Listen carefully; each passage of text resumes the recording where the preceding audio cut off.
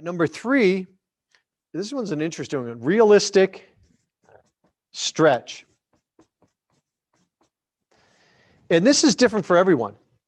So the kind of the rule of thumb we use here is that if you can get there without doing anything different, it's probably not enough of a stretch. On the other hand, as you write it down, if you break out in a cold sweat and the demons come out, it may be a bit much. You may have to factor that back.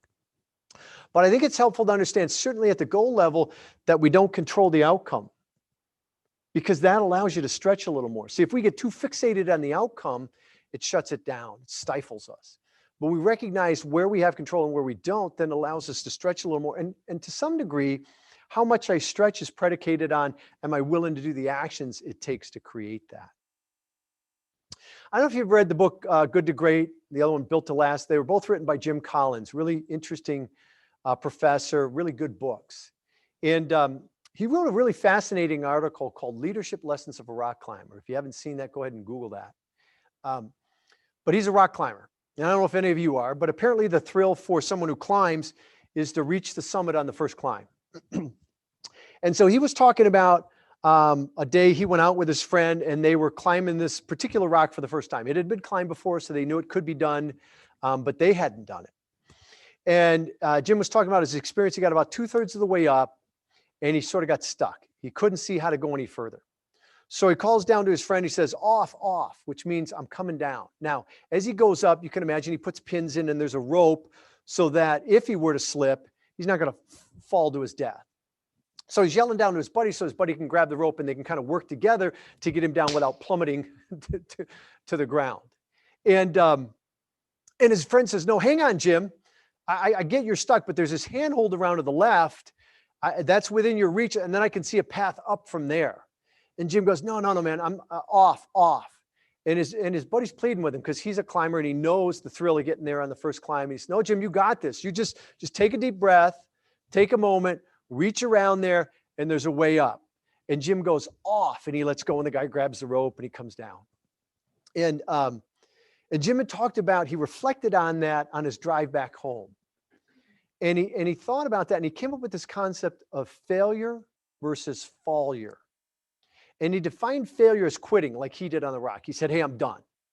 He defined failure as falling off the rock. Now, again, he's got a rope, but it's still probably not a pleasant situation. But he said, what was interesting about that, those two concepts, is you could get the same place on the rock, essentially get the same outcome, but that the takeaways were very, very different. So let's talk about failure. The way Jim defined it, when you decide to quit, when you give up, what are some of the things you take away from that experience when you quit, when you give up? Okay, so some reinforcement that you can't do it, negativity, defeat, regret, yep, this feeling that you can't.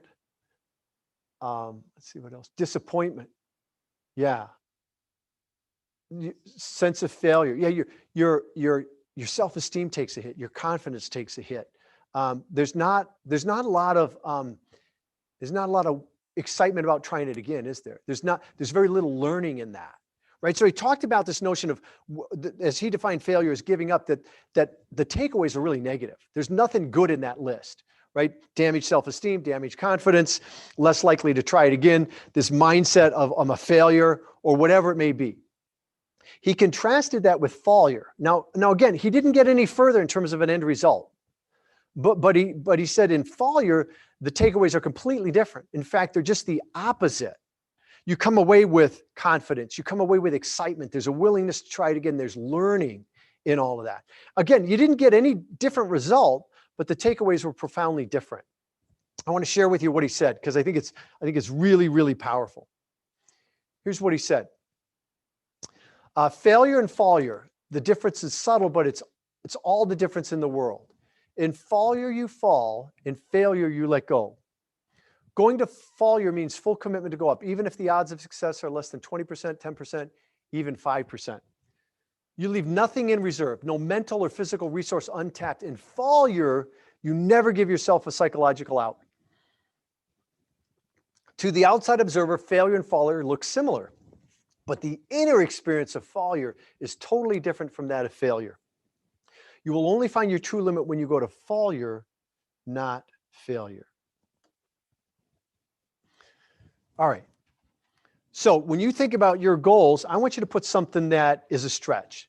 I don't want you to put something that it would take a miracle or, but I do want you to stretch, because that's when it brings out the best in us. And at one level, this is going to sound weird when I'm talking to salespeople. At one level, it doesn't matter whether or not you hit the goal.